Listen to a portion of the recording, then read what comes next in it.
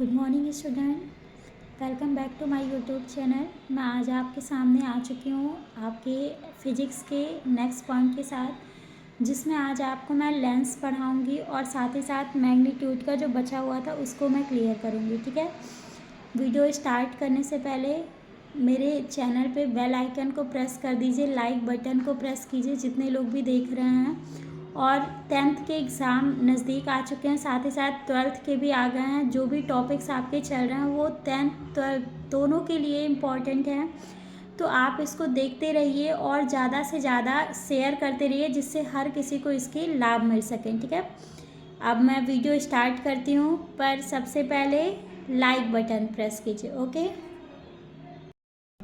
जैसे मैंने आप सबको बताया कि आज मैं फिजिक्स के मैग्नीफिकेशन के बाद जो टॉपिक है हमारा उसके बारे में मैं आपको स्टडी कराऊंगी।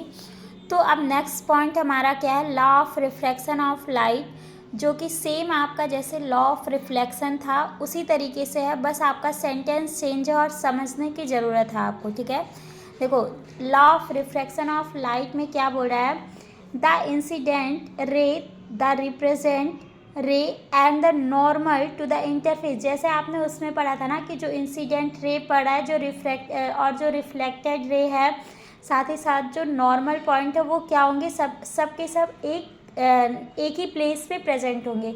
सेम वही चीज़ें ये बोल रहा है, the incident ray the reflected ray and the normal to the interface of two transparent media at the point of incidence are lie in the same plane. ठीक, एक ही प्लेन पे पाए जाएंगे।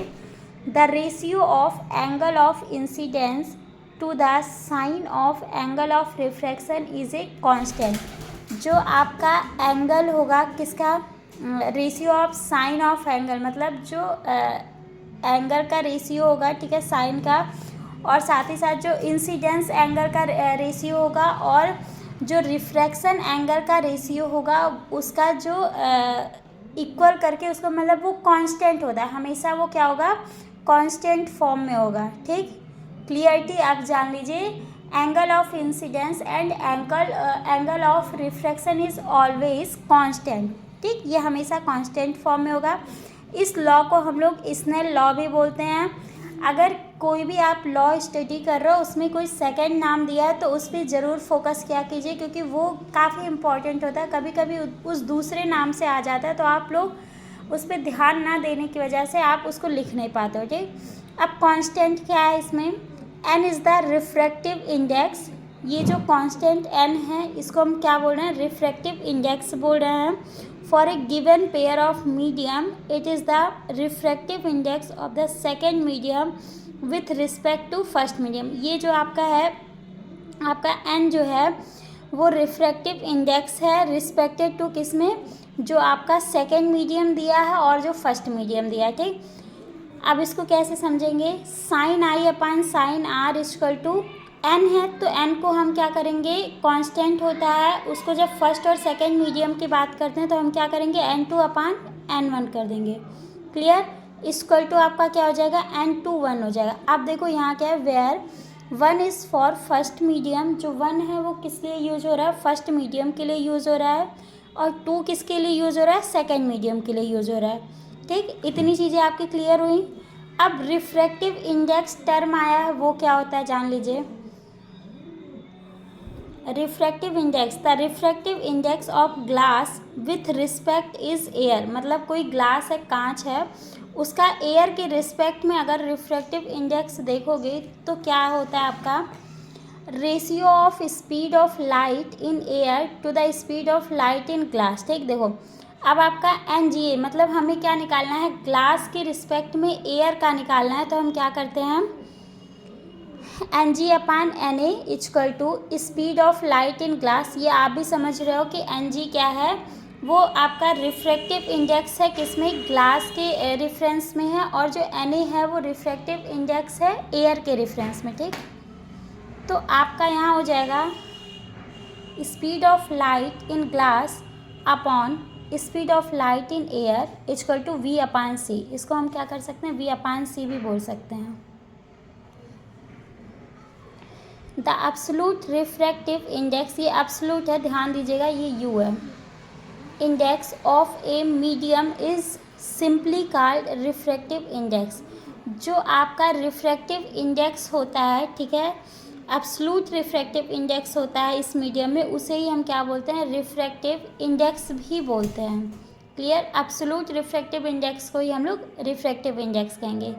छोटी छोटी चीज़ें जो कि बहुत नॉर्मल लैंग्वेज में मैंने बहुत इजी वे में समझाया है, अब डिपेंड आपके ऊपर है कि आप समझना कैसे चाह रहे हो।